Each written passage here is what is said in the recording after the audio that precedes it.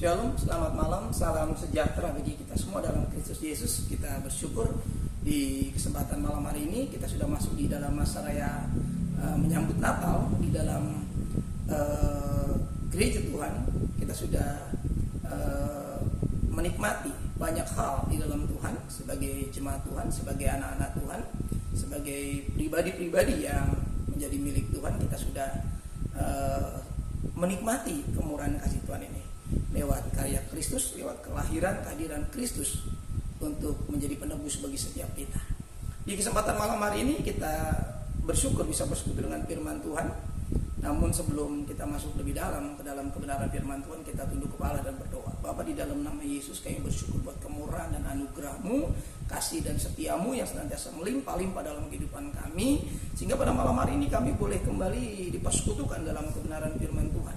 Berbicaralah ya Tuhan, dan berkati kami dengan firman-Mu supaya kami beroleh kekuatan senantiasa dan tuntunan di dalam firman-Mu, sehingga hari-hari hidup kami boleh senantiasa kuat dengan kekuatan kuasa firman Tuhan. Dalam Kristus, mohon pimpinanmu sampai selesainya pembelajaran ini, kami senantiasa tetap terarah kepada firman Tuhan. Dalam Kristus kami berdoa dan mengucapkan syukur. Haleluya, amin. Bapak Ibu Saudara yang dikasihi Tuhan, pada kesempatan malam hari ini kita akan membuka kitab Injil Yohanes pasal yang pertama ayat yang ke-9. Demikian sabda Tuhan, terang yang sesungguhnya yang menerangi setiap orang sedang datang ke dalam dunia. Bapak Ibu yang dikasihi oleh Tuhan, pada malam hari ini saya ingin berbicara tentang terang yang berkuasa. Tentu ini sebuah pemahaman rohani di dalam konteks kekristenan kita. Ini bukan terang biasa. Tentu ini memiliki nilai rohani yang harus kita pahami, bahwa Yesus di dalam Injil Yohanes disebut dengan terang dan dikatakan terang yang sesungguhnya.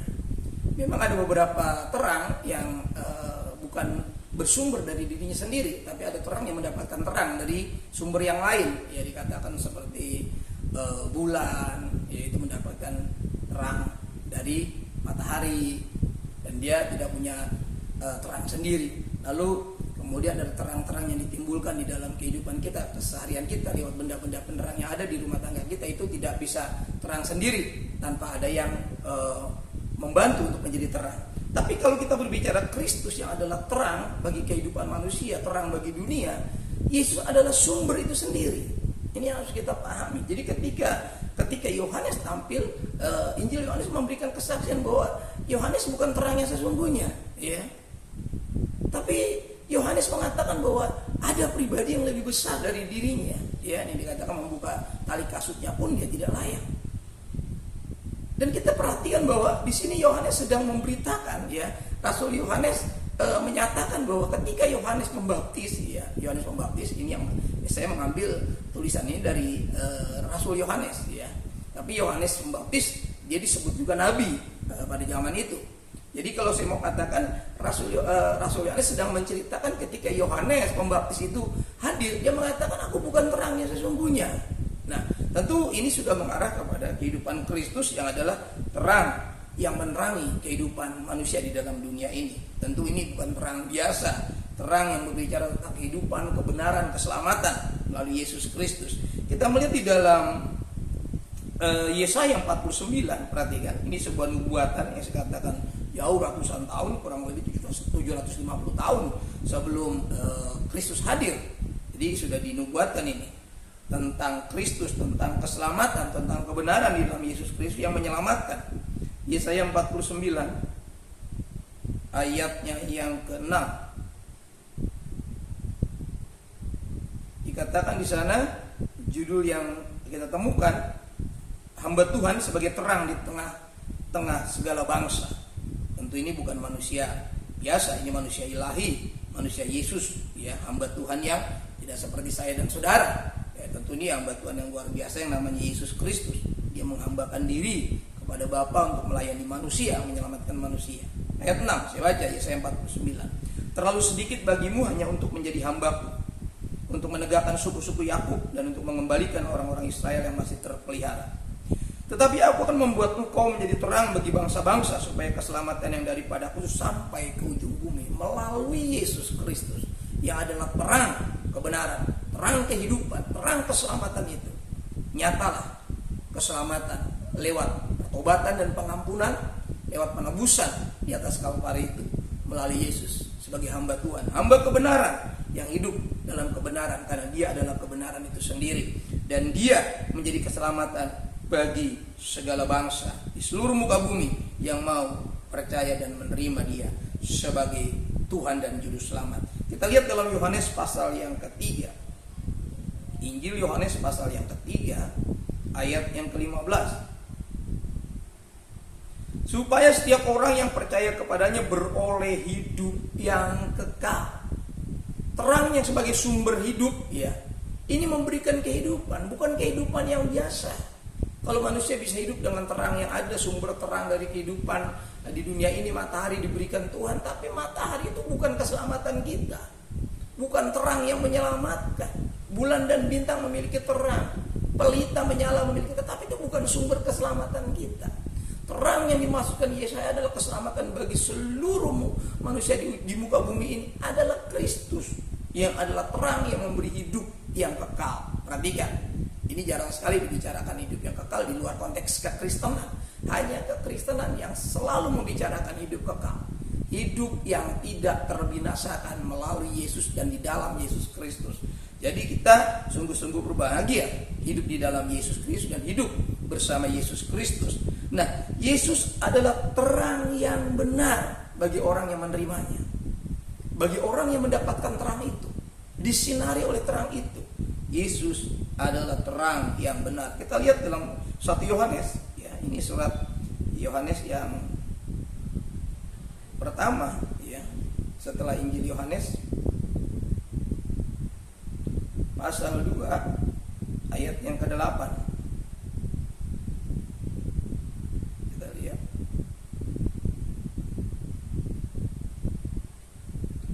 Satu Yohanes pasal 2 ayat yang ke-8.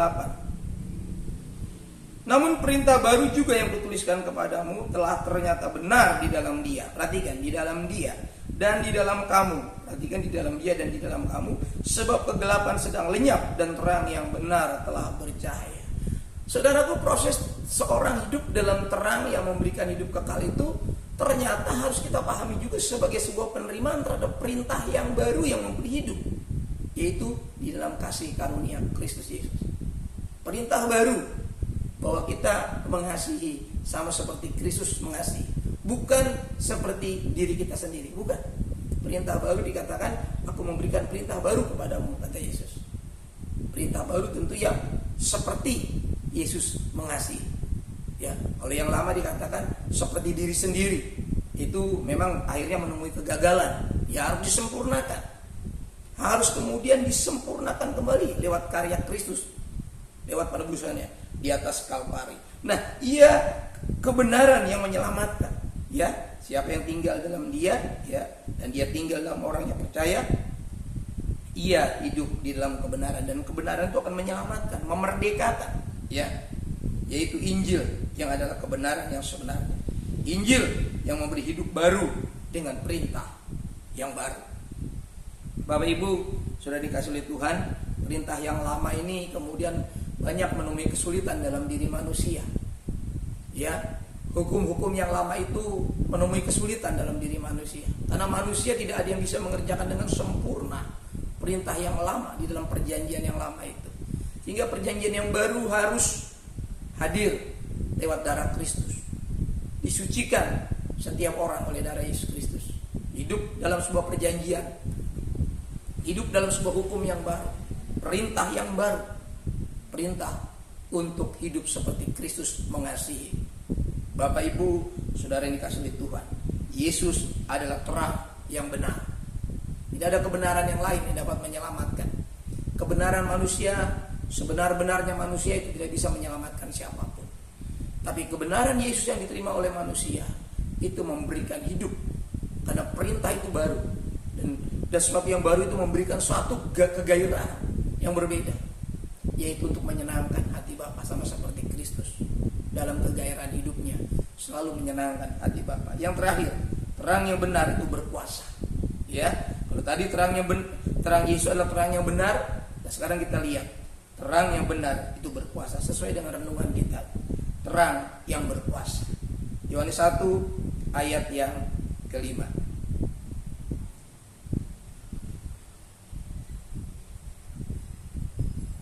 Terang itu bercahaya di dalam kegelapan dan kegelapan itu tidak menguasainya. Perhatikan, terang itu berkuasa atas kegelapan. Kegelapan ini sedang menutupi muka bumi, kata firman Allah. Di hari-hari terakhir ini, orang-orang benar akan bercahaya seperti bintang-bintang. Orang benar yang hidup dalam kebenaran Yesus Kristus yang menyelamatkan. Dari terang yang besar, terang yang benar, terang yang menyelamatkan itu, orang-orang yang hidup dalam Kristus akan tetap bersinar. Dan kegelapan tidak akan menguasai mereka. Bapak Ibu, ini disebut orang-orang yang telah memberi hidupnya kepada Kristus. Dan Kristus hidup di dalam dia. Ayat yang keempat kita naik. Dalam dia ada hidup. Dan hidup itu adalah terang manusia. Terang yang diterima itu berubah menjadi sebuah kehidupan yang di dalam terang. Karena yang hidup dalam terang tidak ada lagi didapati kehidupan dalam kegelapan. Karena kegelapan akan lenyap ketika terang yang sesungguhnya itu datang. Terang yang sesungguhnya adalah Kristus, yang adalah kebenaran dari Bapa itu sendiri. Itu menyirnahkan semua kegelapan dalam diri manusia. Tidak ada bagian-bagian yang gelap dalam diri manusia kalau manusia hidup di dalam terang yang berkuasa itu. Karena kegelapan tidak menguasainya. Hidup di dalam terang, di mana kegelapan tidak mampu untuk menguasai. Ini penting sekali kita pahami. Jadi orang-orang yang hidup dalam terang yang berkuasa, itu kegelapan tidak berkuasa atasnya. Tapi dia hidup dengan kuasa Tuhan untuk membawa hidupnya di dalam hidup yang menyenangkan hati Tuhan. Sebagai ayat yang terakhir, Yohanes pasal 12 ayat yang ke-46.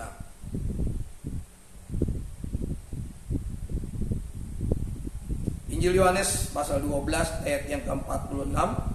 Aku telah datang ke dalam dunia sebagai terang, supaya setiap orang yang percaya kepadaku jangan tinggal di dalam kegelapan. Ini sebuah pernyataan dari Kristus bahwa dia telah datang sebagai terang. Saya katakan ini bukan terang biasa yang kita pahami. Artinya apa? Dia datang sebagai hidup yang kekal. Jadi setiap orang ketika dia datang dalam diri manusia menerimanya, menjadikan dia sebagai sumber hidupnya, maka di dalam dirinya sudah memiliki terang yang berkuasa. Dikatakan apa? Jangan tinggal di dalam gelap, supaya setiap orang yang percaya, yang mengaku dirinya percaya kepada Yesus itu, jangan tinggal di dalam kegelapan. Tinggal di dalam kegelapan adalah hidup yang tidak berkuasa untuk melakukan firman Allah. Hidup yang tidak mampu melakukan kebenaran. Hidup dalam kegelapan adalah hidup yang dikendalikan oleh dunia ini. Hidup yang dikendalikan oleh keinginan-keinginan dunia ini. Ingat, setiap orang percaya yang hidupnya masih dikendalikan oleh keinginan dunia ini, dia dipastikan belum tinggal di dalam terang yang berkuasa. Tuhan mengasihi kita. Selamat menyambut Natal dan siapkan diri untuk terus kita belajar tentang terang Tuhan di masa raya Natal ini. Kita tunduk kepala dan kita akan kembali berpisah melalui ruang ini, dan kita tetap kuat di dalam Tuhan. Kami bersyukur ya Bapa buat intimitas yang terbangunkan dengan firman Tuhan. Kami percaya, kami terus mentaati firman Allah, mentaati protokol yang ada di masa-masa ini sebagai latihan untuk kami tetap hidup di dalam kedisiplinan rohani, hidup dalam kedisiplinan secara jasmani, supaya hidup kami ternyata benar di hadapan Tuhan. Tuhan tolong mampukan umat-Mu, baik yang ada di rumah maupun yang ada di gereja setiap minggunya beribadah, mereka tetap hidup di dalam kebenaran. Yang ada satu di antara kami yang melalaikan, apalagi menganggap sepi kasih karunia Tuhan, supaya jangan terjadi yang buruk atas kami, tapi kami beroleh hidup yang kekal dalam Kristus. Kami beroleh jaminan penggenapan janji firman Tuhan. Semasa kami hidup di muka bumi ini, kami menikmati penggenapan janji itu sampai kami masuk ke dalam kehidupan yang kekal. Tuhan tetap menyertai kami. Bapa, berkati umat-Mu, tua, muda, besar, kecil, Tuhan berkati. Orang-orang tua kami, para lansia, Tuhan tolong. Itu juga Bapak Suito yang saat ini dalam proses penyembuhan, pemulihan.